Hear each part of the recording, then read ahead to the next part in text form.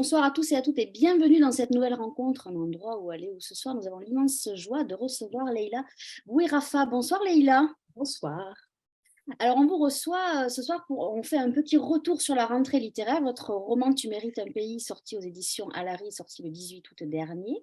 Donc nous allons parler de ce très beau roman. Et pour vous interroger ce soir, nous avons l'occasion d'avoir Emmanuel Georges de la librairie Goualarn à Lannion. Bonsoir Emmanuel. Bonsoir. Alors, avant de Bonsoir. vous laisser discuter toutes les deux, je vais rappeler à nos amis spectateurs qui peuvent vous poser des questions, Leïla, par mon intermédiaire, donc soit en utilisant le petit onglet discuter, soit directement en commentaire Facebook, et je me ferai un plaisir de venir vous les poser à leur place. Ben, mesdames, je vais vous laisser discuter. Je vous souhaite une belle rencontre et je vous dis à tout à l'heure. Merci, à tout à l'heure. Merci. Je suis, très, très heureuse de vous rencontrer Leïla, par écran interposé.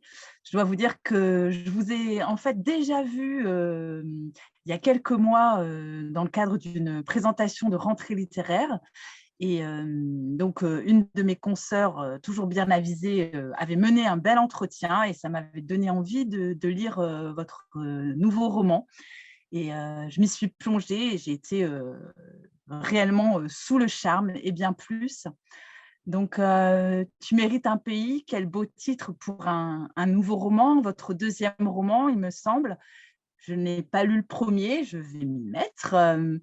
En tout cas, Tu mérites un pays à quelques mois déjà de vie et je voulais juste vous demander tout simplement, avant qu'on arrive peut-être à le résumer maladroitement, comment est venu ce texte, comment est né ce texte? Alors, ce texte est né, de mon expérience professionnelle en tant que professeure de français langue étrangère. J'ai énormément travaillé dans le secteur associatif auprès de publics, très différents, des jeunes, des moins jeunes, mais je travaillais principalement avec des jeunes âgés de 16-25 ans qui venaient de partout sur la planète, de l'Afghanistan, la Syrie, l'Ukraine, la Moldavie, le Cap-Vert et cetera et certains étaient dans des situations extrêmement précaires et je pense que tout ça, toutes ces expériences, toutes ces rencontres sont la jeunesse de mon roman. Mais quand j'ai commencé à écrire, comme j'écris de manière très intuitive, j'avais pas encore l'idée en tête. C'est au fil de l'écriture que l'idée est venue, mais indéniablement, la genèse est là. D'accord, donc il y a vraiment une expérience de vie, mais au-delà d'une incursion dans le réel, on va y venir. Vous avez vraiment fait un travail magnifique de créatrice, de recréatrice de cette réalité. En quelques mots, et vous me corrigerez, parce que c'est vous la vedette ce soir, ce roman donne la parole et nous fait entendre la voix, puisque c'est un roman qui est écrit à la première personne de Leïla. On reviendra aussi sur ce rapport quasi, ce prénom qui ressemble étrangement au vôtre. Et on a affaire à une narratrice qui est l'étrangère, qui n'est pas encore française, qui attend depuis un moment sa naturalisation. Et, et on la découvre à Paris. Est-ce que vous pouvez nous dire en quelques mots qui est Leïla? Alors Leïla, c'est une jeune femme qui est en France depuis 5 ans et qui, après une longue procédure, est sur le point d'obtenir la nationalité française. Et le début du roman commence avec la réception de sa convocation des mains de son assistante sociale. Et finalement, cette convocation, c'est le dernier obstacle qui la sépare de son objectif, à savoir obtenir la nationalité. Et alors, on va la suivre dans le roman, dans son quotidien, qui est forcément fortement marqué par son désir de devenir française. Et on va, on va la voir se soumettre à tous les caprices, toutes les absurdités que lui impose l'administration française, et sans qu'elle se rende compte forcément de la violence de ce qu'elle subit.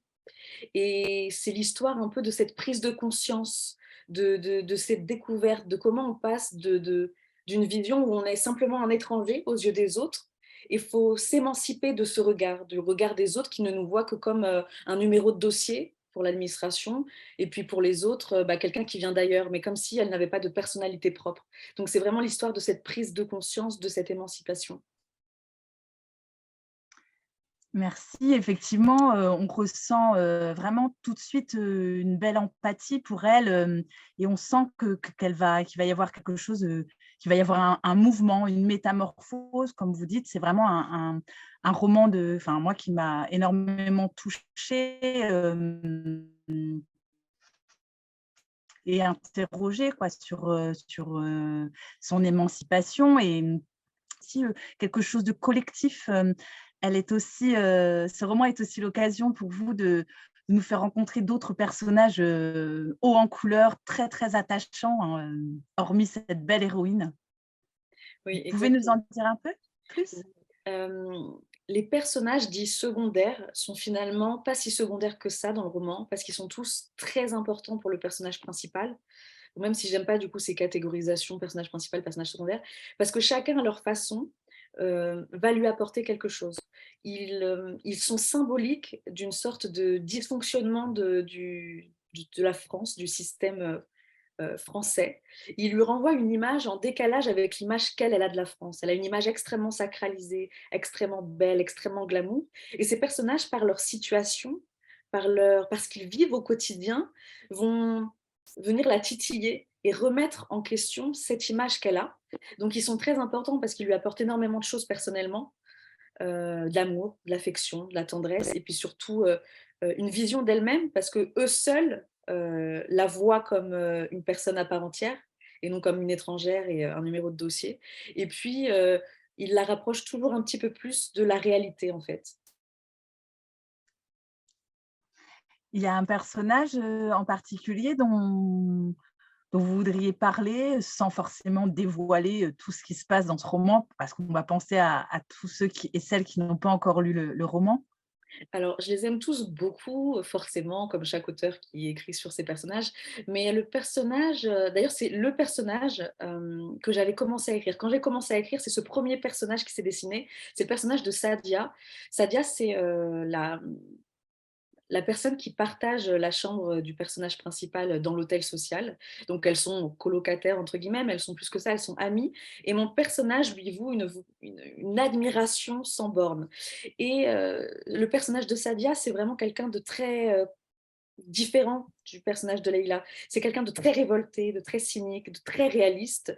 Elle se fiche totalement d'être française ou pas. Elle en a absolument rien à faire. Au contraire, elle est très moqueuse de voir l'autre personnage se complaire à toutes ces règles, toutes ces procédures.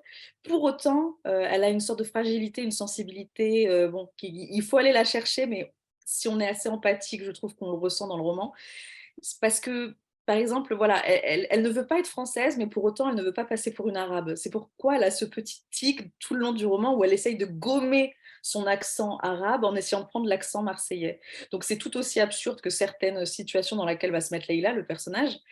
Euh, mais pour autant, voilà, elle est beaucoup plus dure, elle est beaucoup plus brutale, elle est beaucoup plus cynique dans ses mots et dans ses actions.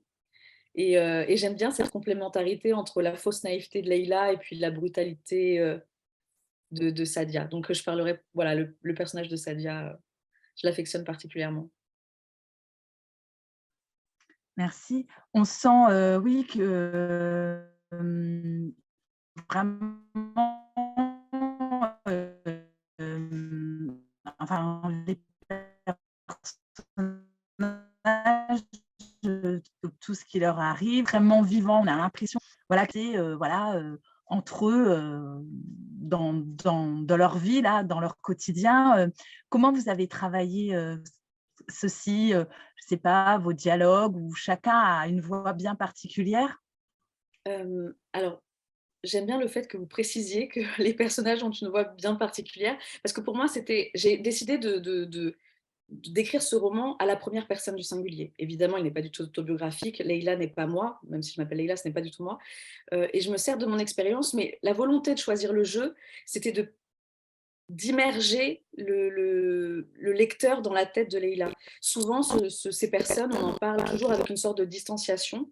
Et finalement, même quand on parle, voilà, des étrangers de manière bienveillante, on les regarde toujours comme avec hauteur. Donc j'ai choisi le jeu pour justement ne plus être dans une logique de on regarde au-dessus, mais on regarde dans les yeux. Le regard a un rôle très important aussi dans le roman. Et, euh, et, euh, et donc, quand j'ai commencé à écrire, c'était évident pour moi, à travers cette première personne, de devoir lui inventer une voix, de lui inventer un langage, de lui inventer une poésie. Elle ne pouvait absolument pas parler comme moi. Et donc, Mm. oui, il y a eu tout un travail sur le langage. Elle joue beaucoup avec les mots. Ça, je me suis beaucoup inspirée de mon expérience. Souvent, voilà, les apprenants avec qui je travaille et qui découvrent certains mots français les prennent littéralement au pied de la lettre. Euh, bah, c'est parfois assez drôle. Et donc, voilà, j'avais envie de lui donner cette candeur de, voilà, quand on découvre les choses pour la première fois, un pays, un langage, des mots, et lui créer une poésie. Donc, finalement, c'est venu assez naturellement à partir du moment où j'ai voulu la regarder dans les yeux d'égal à égal. Il a fallu créer un langage à elle. Ouais, c'est quelque chose qui est tout à fait entraînant et qui aussi nous, enfin, il y a quelque chose de très, comment dire, à la fois sérieux, grave dans votre propos. Et effectivement, vous n'oubliez pas la vitalité, la force de l'humour aussi. Il y a aussi un autre personnage qui est tout à fait bluffant, qui est un des personnages masculins du roman, qui a comme ça aussi des réparties tout à fait souriantes, alors que ça fait écho à des choses tout à fait détestables et très sombres. C'est qui ce personnage? Alors, c'est le personnage de Momo. Le personnage de Momo, c'est un homme d'une cinquantaine d'années qui est français, mais qui a la particularité d'être français et musulman, et dont la deuxième caractéristique va lui valoir l'acharnement de la mairie de Paris par rapport à sa barbe. Momo, c'est quelqu'un qui fait tourner les manèges à Paris, et la mairie de Paris voit d'un mauvais œil qu'un homme barbu, avec tout ce que cela implique, traîne avec les enfants et côtoie ce jeune public. Et donc, c'est un personnage que je trouve très drôle, très sensible, et qui représente quelque chose de fort en France, c'est-à-dire ces personnes qui sont françaises, mais qu'on Mmh. renvoie constamment à autre chose. Donc oui, c'est un personnage que je trouve très beau et très fort. Et c'est l'un des seuls hommes du roman qui n'est pas un peu pathétique.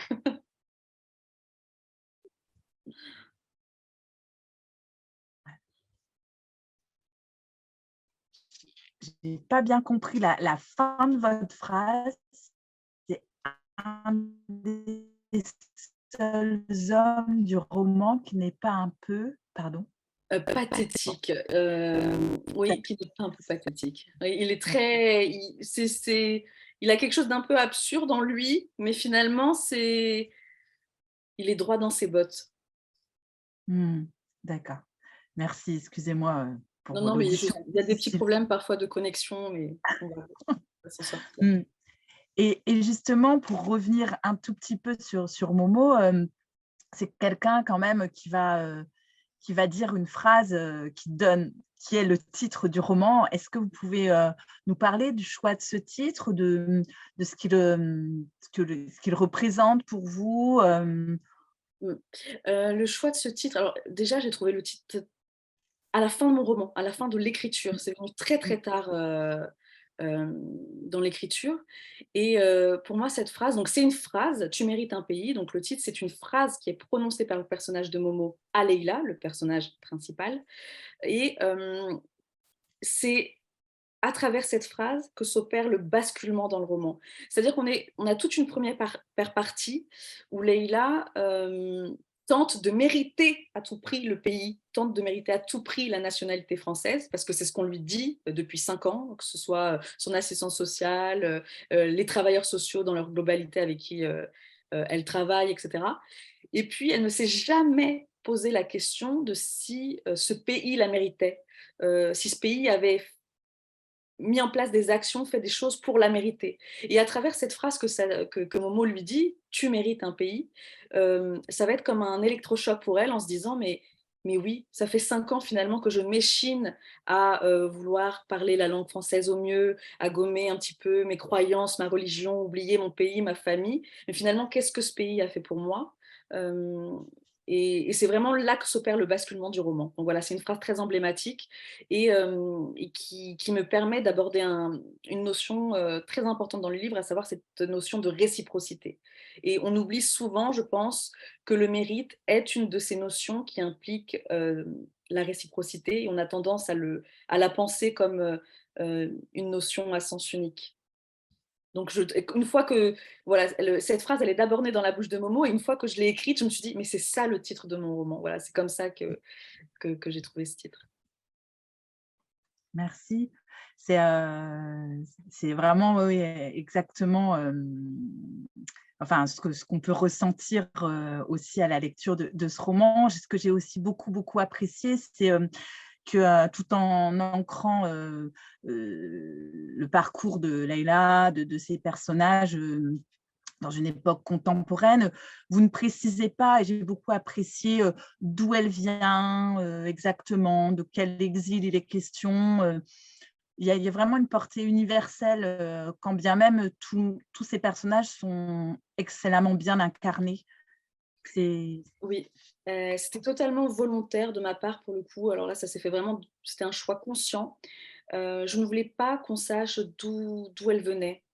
Je voulais pas qu'on l'inscrive justement dans un conflit, je voulais pas qu'on l'inscrive dans un contexte politique. Finalement, ça n'avait aucune importance. Et puis, ça me permettait aussi de jouer le jeu finalement de beaucoup de Français et de l'administration française qui finalement se fichent un petit peu des histoires, des destins qu'il peut y avoir derrière certaines personnes qui ne sont finalement que pour eux soit des numéros de dossier, soit des étrangers. Et en fait, le mot étranger se moque et efface les histoires, les destins, etc. Donc finalement, c'était un choix tout à fait conscient, et ça collait bien à ce que je voulais transmettre finalement. Donc oui, on ne sait pas d'où elle vient. Mais même comme ça, je sais qu'il y a des journalistes qui ont écrit certains articles et je ne sais pas s'ils en sont conscients ou non, mais ils lui donnent une origine. Et donc ça me fait rire parce que je me dis, mais où ils l'ont trouvée, vu qu'il n'y a pas, elle n'est pas mentionnée dans les 300 pages du roman, mais comme on voit bien qu'il y a un inconscient qui fait qu'on a envie de la situer quelque part. Donc certains ont dit l'Algérie, certains ont dit la Syrie, mais ils ont tous tort finalement. Oui, on sent aussi une volonté, comment dire, une portée universelle aussi, et une envie aussi quand bien même vous parlez de problèmes sociaux, politiques, il y a une portée très poétique, je trouve vraiment, vraiment dans ce roman. Peut-être je me répète, mais il y a vraiment, elle a vraiment une langue aussi, Leïla. Elle a ce rapport à différentes langues aussi. Sa langue maternelle, le français aussi, vous lui donnez quelque chose d'extrêmement sensible. Enfin, Merci. comment vous avez travaillé son propos, enfin, ces mots? Alors, je pense que d'une part, il y a deux choses, il y a deux réponses à cette question. Déjà, d'un point de vue très égoïste, je n'avais pas envie de passer du temps à écrire d'une manière. Le sujet était assez dur en lui-même, et puis on l'entend constamment. Il suffit d'allumer la télé, je suis sûre que là, au moment où on se parle, il suffit d'allumer la télévision, de zapper sur quelques chaînes, et on tombe sur un débat sur Casse-tête français, l'immigration en France, etc., etc. Donc en fait, c'est un sujet qui est omniprésent d'un point de vue médiatique et politique, et toujours traité de la même manière, avec des mots très durs, très cyniques, brutaux, et puis pour ma part, la plupart du temps, je les trouve totalement comment dire, à côté de la plaque. Et donc, du coup, je ne voulais pas traiter ce sujet de cette manière-là. J'avais envie vraiment de le traiter à ma façon, parce que, comme je le disais, du coup, égoïstement, c'était un bonheur en tant qu'autrice. C'est excitant de travailler la langue. Et puis, de l'autre, j'avais vraiment envie de faire une coupure nette entre la manière dont on parle de ces sujets de manière générale et puis la manière dont on pouvait la trouver dans mon roman. Donc je suis contente que vous le souligniez parce que ça a été important pour moi de mettre un petit peu de beauté et de poésie sur un sujet qui ne l'est pas du tout en général. Mmh. Et je suis un peu curieuse, voilà, quelques longues semaines et encore une longue vie pour votre beau texte, mais j'imagine que vous avez pu rencontrer déjà des lecteurs, des lectrices. Est-ce qu'il y a quelques remarques qui vous ont touchée ou agacée, dont vous pourriez nous faire part? Je suis un peu curieuse quand même, hein. Alors, mais je suis curieuse aussi, rassurez-vous, je trouve que c'est une très belle qualité, la curiosité. Alors, j'ai rencontré beaucoup de lecteurs, et pour le moment, alors je pense que ceux qui n'ont pas aimé, peut-être, ont au moins l'intelligence d'esprit de ne pas venir me le dire frontalement. Donc j'ai pas encore eu à débattre d'un sujet où je n'ai pas du tout été encore agacée. Qui sait, ça viendra peut-être. Ce qui m'a vraiment surprise, et ce à quoi je ne m'attendais pas, c'est que certains lecteurs m'ont vraiment dit que ça les avait fait réfléchir et pour certains changer de point de vue. Moi, quand j'écris en tant qu'autrice, et je pense comme beaucoup d'auteurs, en fait, je ne pense quasiment jamais au lecteur. J'écris mon texte avec l'espoir évidemment qu'il soit lu et qu'il permette de toucher d'autres personnes, mais je n'écris pas en pensant au lecteur. Donc, bien sûr que je voulais toucher des personnes, mais jamais j'aurais pensé que le texte pouvait vraiment potentiellement faire changer de point de vue, faire évoluer Mmh. une idée. Et donc, comme j'ai plusieurs lecteurs qui m'ont dit ces phrases, bah ça m'a touchée de savoir que ça pouvait vraiment avoir un effet extrêmement concret sur la pensée de quelqu'un d'autre. Oui, je comprends. C'est effectivement, enfin, un texte qu'on a envie vraiment sincèrement de partager, de faire lire, à toutes sortes de lecteurs, lectrices, des compulsifs ou des très ponctuels, de jeunes gens, hein. Je pense à des lycéens, entre autres, ou collégiens, hein, pourquoi pas, mais aussi des personnes avec déjà quelques kilomètres au compteur. Je trouve que, il a vraiment énormément de qualités pour effectivement toucher, mais inviter à la réflexion et au débat. Je crois que je ne sais pas si c'est quelque chose qui était important pour vous. Enfin, je me répète peut-être un peu, mais oui, de mettre, voilà, d'ouvrir une page quoi, sur un sujet que vous avez côtoyé, enfin, qui vous interroge, que vous avez Oui. vu au quotidien dans vos Et je pratiques. suis contente que ce soit le cas, je suis contente du retour de ces lecteurs.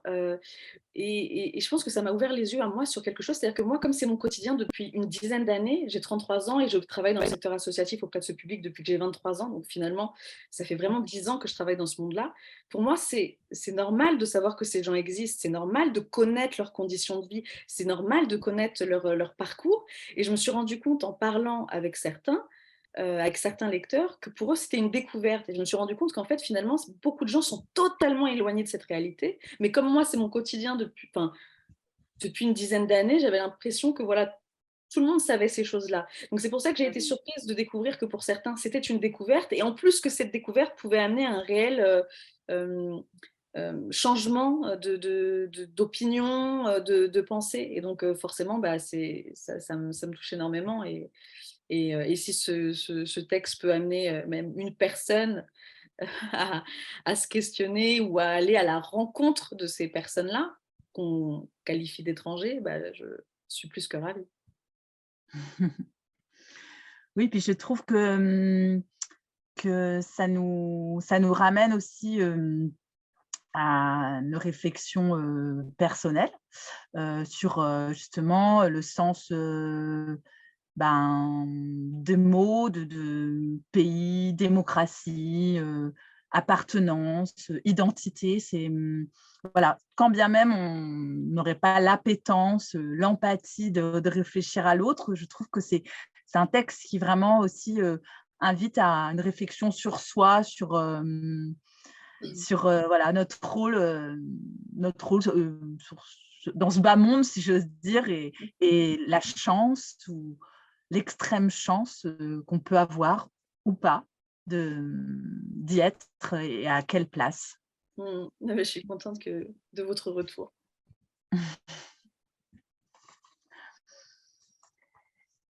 Il y a aussi d'autres questions qui me viennent, mais là un petit peu de façon brouillonne. Je me demandais justement comment, comment après un tel, je pense que ça vous demande vraiment une belle énergie quoi, de créer ce genre de roman quoi, qui est faussement, qu'on pourrait dire faussement simple. Enfin, je veux dire, certains pourraient y trouver voilà, facilité, mais on est loin de ça. Vraiment, j'en témoigne. Comment votre inspiration se poursuit, Leïla? Vous avez d'autres projets ou vous êtes encore complètement en train d'acteur? Non, non, j'ai déjà commencé, je suis déjà dans un autre projet d'écriture sur, mon troisième roman. Pour le moment, je ne vois moi-même pas où je veux en venir, mais comme c'est comme ça que j'ai écrit les 2 précédents, je ne m'inquiète pas le moins du monde. Heu j'écris vraiment de manière très intuitive et je mets parfois énormément de temps, comme ça a été le cas pour Tu mérites un pays, à voir où je voulais en venir. C'est comme si, voilà, il y a des choses qui se mettent en place. C'est comme créer un puzzle, mais sans avoir l'image de fin.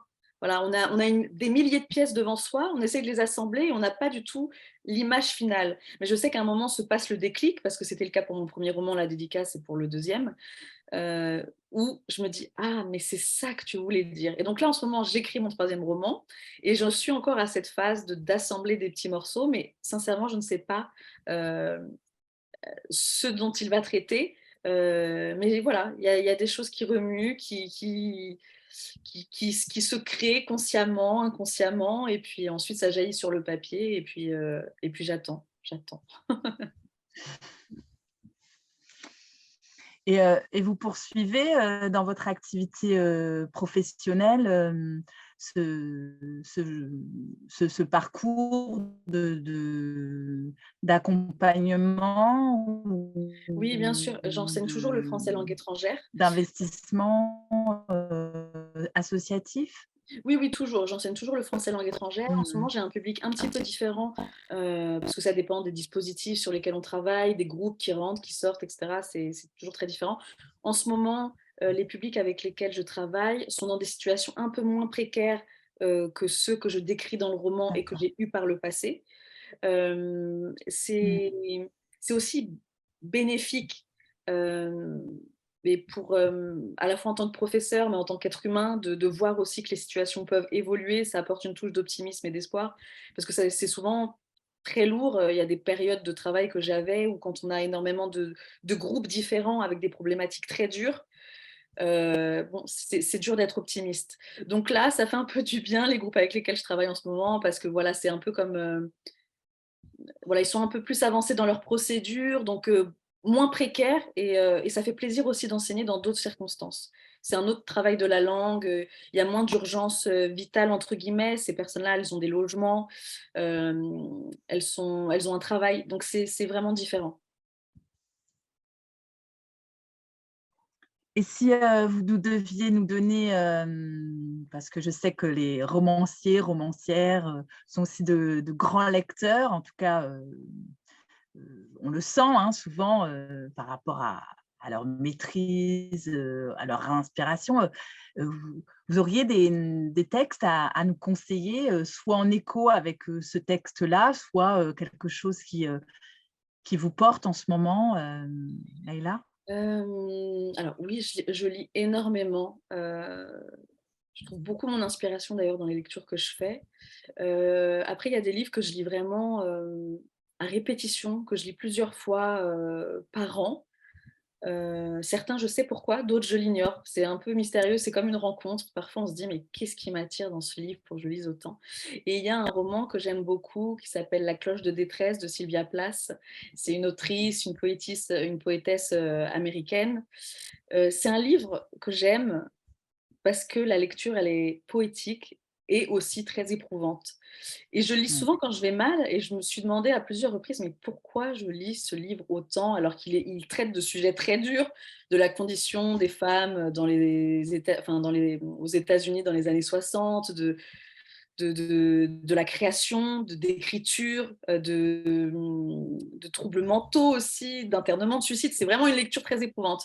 Et pourtant, il y a vraiment de la beauté et de la poésie. Et malgré la dureté des sujets, c'est un livre que je lis plus d'une fois par an. Donc voilà, je le conseille.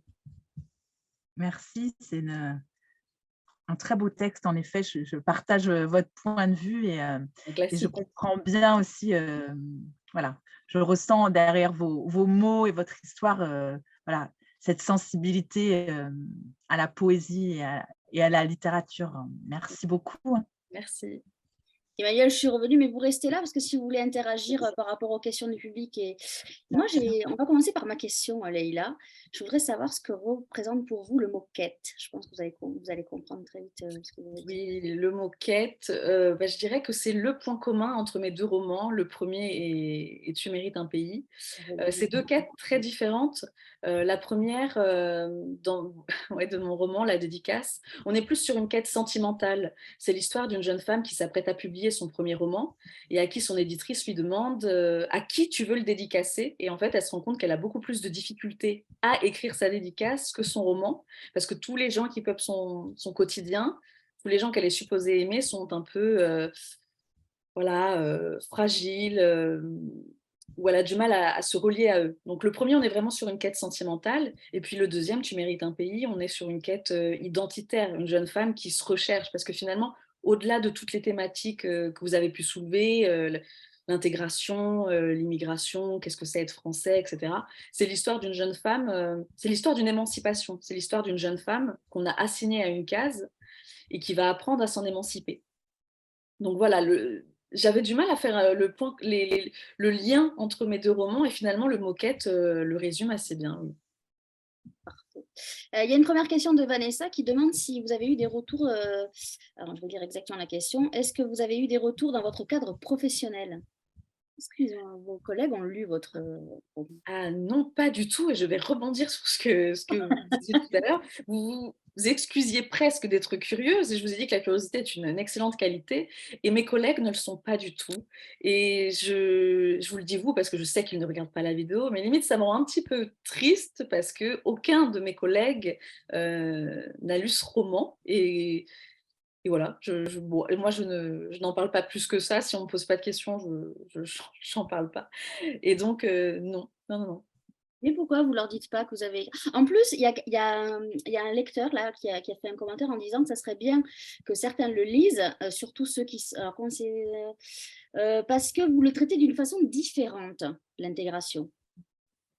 Oui, oui, exactement. Mais je suis totalement Ça de pourrait leur l'avis servir aussi. Ça serait je peut-être... suis totalement l'avis de ce lecteur qui a posé cette question. Et, mais c'est juste que je suis... Ma personnalité fait qu'au quotidien, je vais finalement peu aller vers les autres, alors que c'est le cœur de mon métier. Mais avec le public, oui, je suis extrêmement voilà, sociable, généreuse, etc. Avec les collègues, c'est comme si c'était une autre personne, comme si j'étais une autre personne. Et si je sens qu'il n'y a pas forcément d'intérêt, c'est vrai que je ne vais pas aller le susciter. Donc, ils ne l'ont pas lu. À partir de ce moment-là, je ne me vois pas pousser la chose. C'est bien dommage. Alors, il y a une question de Coralie. Alors, Coralie a lu votre roman. Sans dévoiler la scène, il y a ce moment terrible où la colocataire de Leïla se fait payer pour être battue. Comment avez-vous eu l'idée d'une telle scène? Comment est arrivée cette information dans votre vie? Alors, c'est une scène très déroutante. C'était au début de ma carrière professionnelle. J'étais très, très jeune. Et comme je vous disais tout à l'heure, je travaillais avec des 16-25 ans. Et en fait, moi, quand j'ai commencé à travailler, j'en avais 22-23. Donc, c'est-à-dire que j'étais face à des gens qui avaient littéralement mon âge ou étaient plus âgés. Et moi, à l'époque, la seule difficulté que j'avais dans ma vie, c'était, je vivais encore chez mes parents, c'était est-ce que je vais pouvoir télécharger ma série le soir en rentrant? Et eux étaient vraiment dans des situations tellement violentes par rapport à moi, à ce que je vivais. Euh, je me sentais toujours, comment dire, je portais énormément de culpabilité sur le bonheur que moi j'avais dans ma vie quand j'étais face à longueur de journée à des gens qui avaient mon âge et qui étaient dans des situations extrêmement terribles. Et un jour, j'ai surpris une conversation entre deux femmes qui parlaient d'une scène comme ça. Alors, je pourrais plus répéter les mots, mais voilà, d'une scène où une femme s'était fait frapper en échange d'une contribution financière. Et ces mots m'avaient extrêmement choquée, mais je n'avais pas, alors peut-être par lâcheté, hein, peut-être par manque de courage, je ne sais pas, le, je suis passée, je n'ai pas interrogé ces personnes. Donc je ne saurais jamais si ce dont elles parlaient était réel, fantasmé, exagéré, à quel point c'était proche ou éloigné de la réalité. Mais je sais que cette phrase m'a énormément marquée. Et en tant qu'autrice, je fais feu de tout bois. Donc cette phrase que j'ai entendue depuis plus de 10 ans est ressortie dans l'écriture de Tu mérites un pays. Moi, j'en ai fait quelque chose de réel par rapport à la situation. C'est un passage très important dans mon roman, mais je préfère moi-même pas me poser la question sur quel est le degré de réalisme de cette scène, quel est le degré fantasmé, quelle est la part de cet échange que j'ai pris, que j'ai mis dans mon roman. Je préfère presque pas me questionner. Mais voilà, c'est de là que ça vient en tout cas, d'une conversation que j'ai surprise entre deux femmes. Alors, Pierre, lui, se demande, est aussi curieux comme Emmanuel, il se demande comment vous êtes venu, vous avez sauté le pas de proposer un texte à une maison d'édition. Et surtout, pourquoi Tu mérites un pays arrive en deuxième roman et pas en premier, vu le sujet qui vous touchez dans votre métier, et que ce soit la dédicace qui soit le premier. Est-ce qu'il fallait attendre, mûrir? Alors, c'est deux questions extrêmement intéressantes. Merci beaucoup, Pierre. Alors, la première, pour le texte, c'est presque risible. C'est-à-dire que moi, j'écris depuis que j'ai 15 ans. J'écris énormément, mais je n'ai jamais terminé les histoires que je commençais. Voilà, je commençais, j'écrivais, je finissais, j'arrêtais. Et donc, du coup, je n'avais jamais fini une histoire. Et à l'approche de mes 30 ans, du coup, j'en avais 29 à l'époque, je me disais, c'est quand même bête qu'avec tout l'amour que tu portes à la littérature, tu aies commencé des centaines de textes sans en finir un. Donc en fait, c'est un peu un challenge personnel, un peu débile qu'on a, les crises de trentaine, quarantaine. Bon, bah, moi, c'était ma mini-crise de trentaine. Je me suis dit non, pour tes 30 ans, tu finis un roman, tu finis une histoire. Il s'est avéré que le roman que j'ai fini, c'était La dédicace. Et comme j'avais travaillé 1 an et demi, 2 ans dessus, je me suis dit non, tu l'envoies à une maison d'édition. Et c'est comme ça que ça s'est fait, en fait, tout naturellement. C'est à la base un challenge personnel. Dû à la peur de vieillir, on va dire. On va résumer ça comme ça. Et pour la deuxième question, c'est très intéressant parce que je n'ai moi-même pas la réponse et je me la suis beaucoup posée. Mais je pense qu'il y a certains sujets. En fait, comme je le disais, j'écris vraiment de manière intuitive. J'écris jamais de manière consciente. À partir du moment où l'histoire se dessine, oui, après, bien sûr que j'écris de manière consciente, mais lors de la jeunesse de mes romans, je ne sais jamais où je vais aller. Et puis, je pense que Tu mérites un pays, le sujet était peut-être, je ne sais pas, trop fort, trop proche de ma réalité, peut-être que je n'avais pas la maturité pour l'écrire, peut-être qu'il fallait encore laisser du temps pour le mûrir l'idée, pour que les pièces à l'intérieur de moi se mettent en place. Et donc, c'est vrai que je me questionne beaucoup parce qu'en fait, à l'époque où j'ai écrit La dédicace, j'étais déjà dans ce milieu depuis 7 ans, 7-8 ans. Et c'est vrai que moi-même, je me suis dit, mais pourquoi il t'a fallu 3-4 ans de plus? Et bah voilà, je pense que c'est la beauté de l'écriture, c'est ce que j'aime dans l'écriture, c'est cette incertitude. On ne sait jamais à quel moment un mot glané quelque part, une conversation, une image va rejaillir sur le papier. Et voilà, Tu mérites un pays. Je ne sais pas pourquoi c'est mon deuxième roman et pas mon premier, j'en ai aucune idée. C'est quoi qui vous faisait peur dans le fait de ne pas finir vos livres? C'est le mot fin? Le fait de se dire: «Ça y est, c'est terminé, je quitte la fiction et je m'en vais, je les laisse»? C'est quoi? Pourquoi? Alors, en tout cas, je pense que le mot que vous avez choisi est le bon, c'est-à-dire la peur. Et je pense qu'il y a des dizaines de peurs qui viennent se greffer à ce mot. C'est-à-dire la peur peut-être de ne pas réussir à le finir. C'était plus simple peut-être d'abandonner très vite et de se dire que finalement, je ne pouvais pas les finir. C'est la peur de se dire qu'est-ce qu'on fait après qu'on ait un texte. Je connaissais déjà un peu les statistiques effroyables de l'édition, à savoir qu'il y a beaucoup de textes envoyés et très peu reçus. Donc peut-être que c'était cette peur-là, la peur du rejet, la peur de, de- de- J'avais une certaine image de moi et j'avais peur que la réalité finalement ne colle pas. Moi, j'ai toujours trouvé personnellement que j'étais très douée pour l'écriture et j'espère que tous les auteurs pensent ça de même. Il faut avoir un petit peu de confiance en soi. Et du coup, peut-être que de savoir que je préférais rester dans le fantasme que la réalité, tout simplement. Donc c'est pour ça que j'ai mis beaucoup de temps à finir mes textes. Donc oui, le mot peur est tout à fait adapté, je pense. Donc maintenant, vous avez plus peur, vous les finissez, nickel. Non, maintenant j'ai plus peur. Je suis comme mon héroïne, je me suis totalement émancipée du regard des autres, que ce soit les éditeurs, les lecteurs, les journalistes. Donc l'écriture est une thérapie? Ah oui, totalement. L'écriture, c'est une activité qui m'apporte le plus de bonheur dans ma vie, même si c'est très très difficile, parce que je suis très versatile, très changeante dans mes émotions. Je passe vraiment Je peux écrire quelque chose et trouver que c'est du génie, littéralement, et puis 10 minutes plus tard, pleurer parce que je trouve que c'est mauvais. Je suis vraiment ce genre de personne insupportable. Et donc, c'est extrêmement difficile quand j'écris. Et pourtant, il y a vraiment ce mélange de... Quand j'ai écrit quelque chose qui me, qui me plaît, je le ressens tout de suite, en fait. Vraiment, c'est dans le corps. Je ressens que ça me fait vibrer, que ça me fait vivre et que j'aime ça. Donc, malgré les doutes, la peur, etc., bah, je continue. Vous l'aviez envoyé par la poste, votre premier texte? Oui, exactement, exactement, exactement. Et ils avaient mis d'ailleurs pas mal de temps à me répondre parce que le comité de lecture avait pris du retard dans les lectures de manuscrits. Mais sauf que moi, j'avais pas de jauge de comparaison. Donc, ils m'ont répondu 2 mois et demi après. Pour moi, c'est tout à fait normal. Et quand j'ai rencontré mon futur éditeur, Guillaume Allary, il m'a dit que non, c'était pas du tout normal, qu'il avait mis énormément de temps à me répondre. Et oui, je l'avais envoyé par la poste. Alors, Louis se demande si Marie-Ange existe vraiment ou c'est vraiment une pure imagination ou une combinaison de plusieurs personnes qui existent. C'est une combinaison de plusieurs personnes qui existent. Aucun des personnages de mon roman n'existe réellement tel quel. Mais par contre, chaque personnage, ce qui est sûr, est fait de centaines et de centaines d'autres que j'ai rencontrés. Donc Marie-Ange, malheureusement pour elle, c'est une caricature un peu de certains travailleurs sociaux que j'ai pu rencontrer dans le cadre de mon travail, qui ont un bon fond, qui font ce travail pour de bonnes raisons, qui sont extrêmement bienveillants, mais dont parfois la bienveillance tombe totalement à côté de la plaque, avec une sorte de décalage entre ce qu'elle voudrait faire et les moyens, parce qu'en fait, c'est des gens qui sont aussi malheureusement obligés d'être dans un système très pragmatique, c'est-à-dire que vous avez beau vouloir loger toutes les personnes que vous rencontrez, si vous n'avez pas de logement à proposer derrière, parce que vous n'êtes pas soutenu par les mairies, etc., bah, vous n'avez rien. Et donc, du coup, voilà, elle représente un peu plusieurs types de travailleurs sociaux que j'ai rencontrés dans ma vie. Moi, j'avais une petite affection pour Claude. Je ne sais pas pourquoi. C'est le Ah, personnage qui m'a beaucoup touchée, Claude.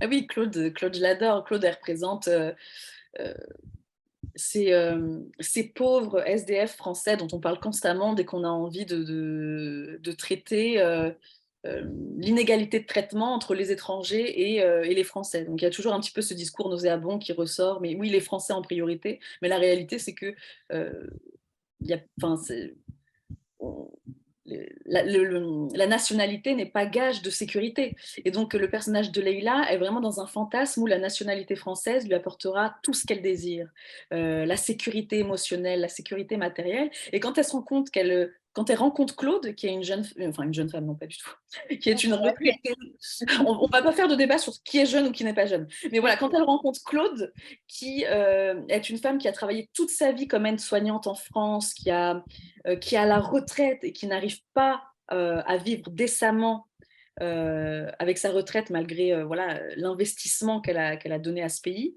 elle se rend compte que finalement la nationalité ne garantit pas d'avoir un toit au-dessus de sa tête, alors qu'elle a une vision très caricaturale. Quand elle arrive en France, elle pense que tous les Français vivent dans des bâtiments haussmanniens très beaux, très lumineux, avec des plantes un peu partout, et la réalité non, c'est que des Français vivent à la rue et malgré qu'ils aient travaillé toute leur vie dans le pays. Alors Stéphanie, elle, écrit il y a beaucoup de douleur avec le déracinement, de violence. Qui mérite qui? Voilà, ça c'est sa question. Qui mérite qui? Mais je crois que s'il y avait une question que j'aimerais soulever dans ce roman, c'est celle-ci. C'est vraiment l'idée du mérite, on la retrouve dans le titre, elle est centrale dans tout le roman. Et il y a cette phrase que vous soulignez tout à l'heure qui est prononcée par Momo, tu mérites un pays, qui est le titre, où se fait tout le basculement du personnage. C'est vraiment une phrase qui va la toucher jusque dans son corps, dans sa chair, dans ses os. Et bah, qui mérite qui La réponse, c'est que, c'est ce que je disais tout à l'heure, le mérite est une notion de réciprocité et on l'oublie trop souvent et on a tendance à penser que c'est une relation à sens unique, alors que non, on doit se mériter mutuellement, mais dans tous les domaines de notre vie. D'ailleurs, c'est Marguerite Duras a écrit un magnifique passage sur le fait qu'on ne peut pas aimer seul dans son coin, et je reprends cette phrase dans mon roman, quand on aime seul, finalement, ce n'est pas de l'amour. L'amour est forcément partagé et réciproque. Et ce qu'elle dit d'une relation entre deux personnes, moi, j'ai fait cette phrase mienne pour la transposer à cette idée de pays, cette idée de on mérite un pays, mais ce pays doit aussi nous mériter aussi. Alors Valérie demande est-ce qu'on peut considérer que votre roman est un traité de l'intégration?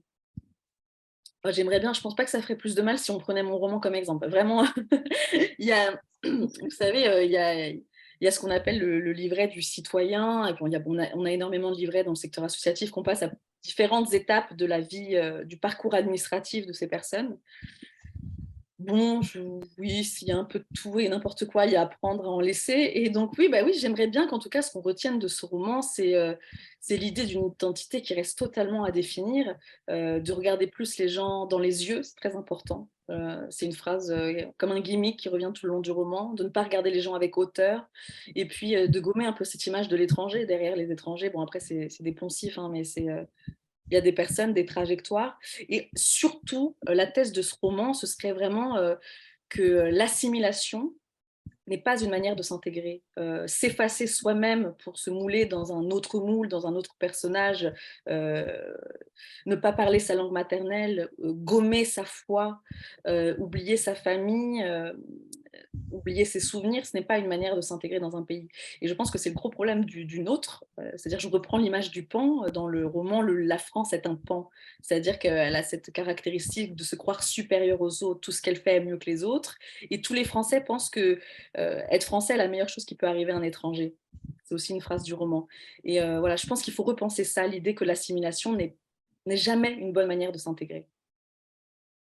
On dit souvent que les livres que vous écrivez, pas vous personnellement, mais les auteurs, ils apprennent quelque chose sur eux. Est-ce que ce roman-là vous a appris quelque chose sur vous que vous ne connaissiez pas?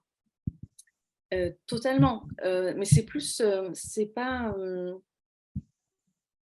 forcément ça, c'est que j'aurais jamais pensé que j'allais écrire sur ce sujet. Donc déjà, le sujet lui-même m'a surprise. Parce que comme c'est un sujet que je côtoie depuis voilà, énormément d'années, etc., je me serais jamais dit que le soir, quand je rentre de ma petite journée de travail, j'avais encore envie d'écrire sur un sujet que je maîtrise, enfin, que je maîtrise du moins d'un point de vue des compétences professionnelles. Je ne pensais pas que j'allais réécrire dessus. Donc j'ai moi-même été surprise et je me suis rendu compte que c'était quelque chose qui me touchait beaucoup plus. J'aurais pensé que j'étais armée avec le temps.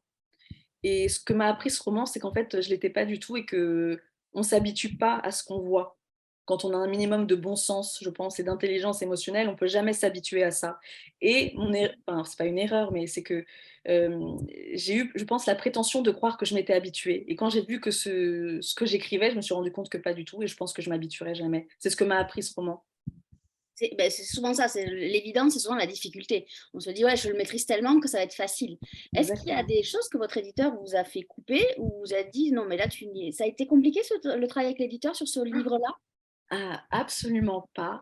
Alors moi, je ne présente jamais mes écrits à mon éditeur avant. C'est-à-dire que Guillaume Allary, mon éditeur, a lu ce roman une fois que le texte était absolument fini. Je ne supporte pas qu'on me lise quand, pour moi, le texte n'est pas parfait à mes yeux. Après, bien sûr, il y a eu des corrections orthographiques, grammaticales, etc. Ouais, logique, oui. Et donc, du coup, quand je lui ai donné, j'ai mis 3 ans à écrire Tu mérites un pays à peu près. J'écris pas toujours, mais bon, 3 ans en termes de temps. Et donc, du coup, pendant 3 ans, je suis seule, je suis dans ma bulle, je suis seule face à mon histoire. Et donc, une fois que c'est fini, on a beau avoir confiance en soi, l'aimer profondément jusqu'aux tripes, c'est la première fois qu'on le donne à voir à quelqu'un d'autre. Et donc, il y a toujours ce truc de mais et si je me suis trompée? Et si ça ne touche pas comme j'aurais voulu que ça touche? Et si le sujet ne va pas lui parler comme je voudrais que ça lui parle? Et donc, il y avait cette angoisse. À partir du moment où je lui ai rendu, j'ai été très angoissée. Et finalement, il a eu le retour que je voulais que ça ait, et il ne m'a absolument pas fait couper une seule phrase. Il y a eu énormément, enfin un travail évidemment avec la correctrice où on a gommé certaines répétitions qui étaient pour le coup un peu trop répétitives, des fautes, des petites tournures de phrases, mais on n'a rien coupé au texte. Ce qui veut dire que votre premier lecteur, c'est votre éditeur. Vous ne faites lire à Exactement, personne d'autre. exactement. Avec ma sœur en parallèle. Mais bon, ma sœur, Ah, oui, oui, ma sœur, les deux l'ont lu au même moment. Et ma ah, sœur en l'a même temps. adoré forcément, mais c'est votre sœur, elle ne va pas vous dire que ça fait 3 ans que vous écrivez de la merde, forcément, vous voyez. Ah, ça, on ne sait pas. Ça, on ne sait pas. Bah, Donc, pas la surprise. mienne en tout cas. Donc Ah, forcément, quand elle a répondu plus vite que Guillaume Allary d'ailleurs. Elle m'a dit que voilà, elle avait été très touchée et qu'elle l'avait adoré. Mais bon, voilà, j'attendais les mots de Guillaume surtout. bon, après, ils n'ont pas la même fonction. Il y a un lecteur qui est votre sœur, et après, il y a un lecteur professionnel, un grand lecteur. Exactement. La réponse de l'un était un peu plus angoissante que l'autre. Et les retours des libraires, parce que j'ai vu que bon, Emmanuel a adoré votre livre, et moi, il y a d'autres confrères et d'autres consoeurs qui ont. L'accueil a été quand même j'ai envie de dire que même si le sujet était dur et nécessaire, il a fait du bien dans cette rentrée littéraire. Ça, il faut que vous l'entendiez quand même, Leïla, on le disait tout Merci à l'heure avec beaucoup. Emmanuel. Mais c'est vrai qu'on avait besoin de ça parce qu'effectivement, votre écriture, même si elle est mordante, il y a des fois où c'est un peu, vous y allez, il y a toujours cette poésie qui vient. Et puis, il y a des notes d'humour, c'est vrai. Et, Momo, heureusement qu'il est un peu là aussi. Mais non, non, il a fait du bien dans cette rentrée. Je ne sais pas si Emmanuel veut rebondir là-dessus, mais est-ce qu'Emmanuel nous Oui, entend? oui, je vous entends. Il y a des petites coupures, mais j'ai quand même entendu le principal. Oui, c'est vraiment un très, très… Ah oui, effectivement, il y a des problèmes de connexion. Je ne sais pas si Leïla a les mêmes problèmes que Moi moi. aussi, j'ai les mêmes que vous. très beau Mais, texte. Je trouve qu'il est à la fois Alors, Emmanuel, on n'a pas entendu ce qu'il y a eu une coupure. Je pense que parce qu'Emmanuel est en Bretagne. Je pense qu'il doit y avoir du vent. Je ne sais pas. Je ne voudrais pas faire de régionalisme. Moi, dans le sud, j'ai aucun souci. Mais vous, en Bretagne, il y a un souci. Est-ce que vous pouvez répéter juste la dernière phrase, s'il vous bien plaît? sûr, bien sûr. De mon petit paradis sur terre, je vous dis que ce roman est particulièrement attachant et précieux en cette rentrée qui va se poursuivre encore de nombreuses années, parce que quand on aime un texte, on le défend, le conseille sur plusieurs mois, voire années. Et je voulais dire que ce texte est à la fois sombre et lumineux, et quand pour avoir de la lumière, bien voir la lumière, il faut qu'il y ait de l'ombre, et inversement. Voilà, donc ce texte a fait du bien, mais pour de multiples raisons. merci beaucoup, merci beaucoup. Et c'est vrai qu'il a été très soutenu par les libraires et j'en profite vraiment pour les remercier, pour vous remercier parce que ça m'a énormément touchée. C'est vrai que j'ai eu peu de presse finalement, mais le soutien des libraires a été très très fort. Beaucoup l'ont mis en avant dans leur vitrine, beaucoup m'ont envoyé que c'était leur coup de cœur, qu'ils en parlaient à leurs lecteurs, etc. Et ben, merci, ça m'a beaucoup touchée. Moi, je pense que ce texte, il va rentrer dans le fond, ce qu'on appelle le fond des librairies. Et moi, je voudrais juste rebondir sur ce que vient de dire Leïla. Elle n'a pas eu beaucoup de presse, mais en même temps, en France, qui vend les livres? Ce sont les libraires. Je ferme juste la parenthèse. Donc, voilà, que ça soit dit. Ça me va très bien, ça me va, ça me va. Voilà, et je suis d'accord avec Emmanuel qui disait qu'il faudrait que ce texte aille, que vous aille, bon, alors, c'est vrai que c'est un peu votre quotidien de voir des jeunes personnes, mais c'est vrai que ça serait bien que les lycéens lisent ce livre et que même à la limite ça rentre au programme, parce que je trouve que la façon dont vous traitez le sujet, et c'est effectivement, comme je ne sais plus qui l'a dit en commentaire, est différent. Et finalement, peut-être que ceux qui en ont marre qu'on traite ce sujet devraient peut-être lire votre livre et changeraient peut-être d'avis. Je dis ça, J'ai je n'y peux rencontré rien. 2 profs de français de lycée absolument merveilleuses qui ont fait lire le roman à leur classe et ont invité leur classe au salon de Taloir à Annecy en octobre où j'étais. Et j'ai rencontré 6 lycéens.